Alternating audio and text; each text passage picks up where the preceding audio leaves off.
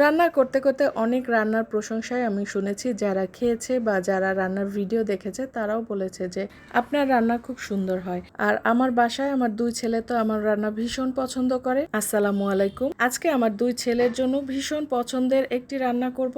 আজকে আমি রান্না করব সেটা হচ্ছে আচারি কাবাব।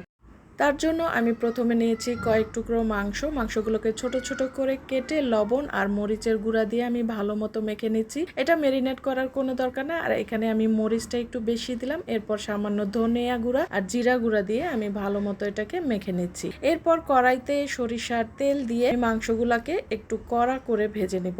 আমার ছেলেরা যেহেতু মাংসের সব ধরনের আইটেম খেতে ভীষণ পছন্দ করে, তাই আমি চেষ্টা করি একটু ভ্যারাইটিস খাবারগুলো রান্না করতে।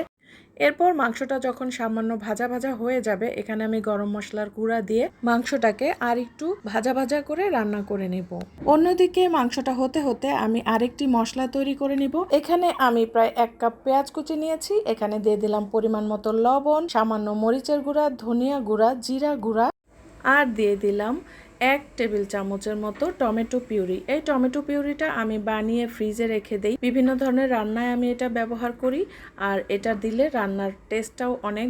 এরপর এখানে দিয়ে দিব মেইন উপকরণ, এটা হচ্ছে জলপাইয়ের আচার। আপনারা যে কোনো আচার দিতে পারেন। আচারের পরে আমি দিলাম টমেটো সস, সয়া সস, মরিচের সস। এগুলা দিয়ে আমি ভালো মতো মেখে নেব। ভালো মতো মাখাতে হবে যাতে মশলাটা একেবারে ভালো মতো পেঁয়াজের সাথে মিশে যায়। এখানে আমি আচারের থেকে যে বীজগুলো সেটা বেছে ফেলে দিয়েছি।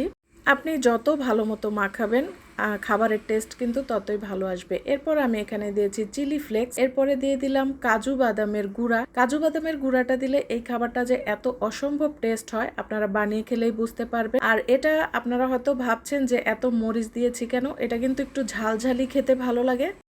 এখন আমি সেই ভাজা মাংসের মধ্যে মাখানো সেই পেঁয়াজের মশলাটা দিয়ে আবারও ভালো মতো নেড়েচেড়ে রান্না করতে থাকবো যতক্ষণ না মাংসটা সেদ্ধ হয় আর পেঁয়াজটা নরম হয়ে আসে আর তেলটা উপরে একদম ভেসে আসে। এভাবেই অনেকক্ষণ রান্না করার পরে আপনারা বুঝতে পারবেন যে মাংস এবং পেঁয়াজটা পুরোপুরি সেদ্ধ হয়ে মাংসের সাথে মাখামাখি হয়ে একটা গ্রেভির মতো তৈরি হয়েছে আর তেলটাও উপরে ভেসে উঠেছে। আমি কিন্তু এই রান্নায় কোনো প্রকার পানি ব্যবহার করিনি। তেলের উপরে এটা সম্পূর্ণ রান্না হবে, আর এভাবে ভেজে ভেজেই এই মাংসটা রান্না করতে হয়। এভাবে অনেকক্ষণ রান্না করার পরে আপনার মাংসটা হয়ে যাবে। আর এই মাংসটা যে এত অসম্ভব টেস্ট হয় আপনারা অবশ্যই বানিয়ে খাবেন।